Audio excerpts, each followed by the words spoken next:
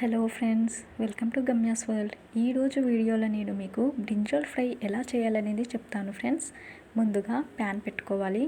2 స్పూన్ల ఆయిల్ వేసుకొని వేడెక్కాక కొన్ని పోపు దినుసులు వేసుకొని ఫ్రై చేసుకోవాలి.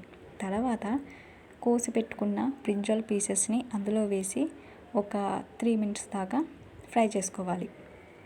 ఇప్పుడు అందులోకి నార్మల్ సాల్ట్ ఒక 1.5 స్పూన్స్ వేసుకొని ఫ్రై చేసుకోవాలి. 5 మినిట్స్ ఆగాక చిటికెడు పసుపు వేసుకొని ఫ్రై చేసుకోవాలి. 5 మినిట్స్ వరకు ఫ్రై చేసుకోవాలి.